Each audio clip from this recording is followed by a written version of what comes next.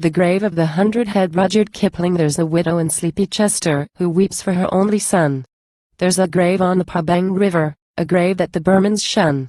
And there's Subadar Pragtawari who tells how the work was done. A Snyder scribe in the jungle, somebody laughed and fled, and the men of the first Shikaris picked up their subaltern dead, with a big blue mark in his forehead and the back blown out of his head.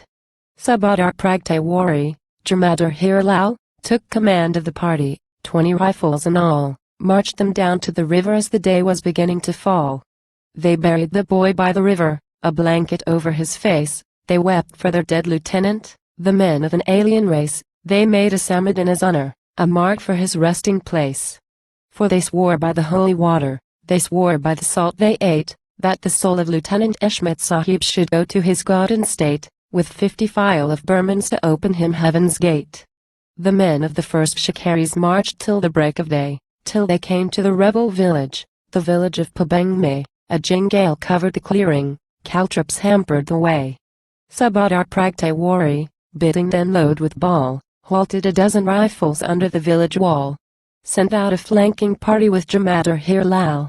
The men of the first Shikaris shouted and smote and slew, turning the grinning jingale onto the howling crew. The Jamadar's flanking party butchered the folk who flew. Long was the morn of slaughter, long was the list of slain, 50 heads were taken, 50 heads and twain. And the men of the first Shikaris went back to their grave again, each man bearing a basket red as his palms that day, red as the blazing village, the village of Pabang Me, and the end quo. Drip drip drip and quo. From the baskets reddened the grass by the way. They made a pile of their trophies high as a tall man's chin, head upon head distorted, set in a sightless grin, anger and pain and terror stamped on the smoke-scorched skin.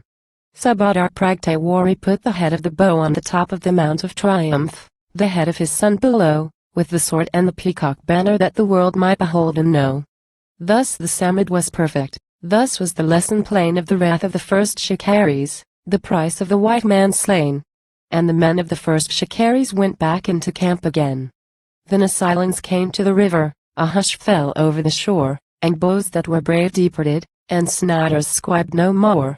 For the Burmans said that a white man's head must be paid for with HUD's 50. There's a widow in sleepy Chester who weeps for her only son. There's a grave on the Pabang River, a grave that the Burmans shun.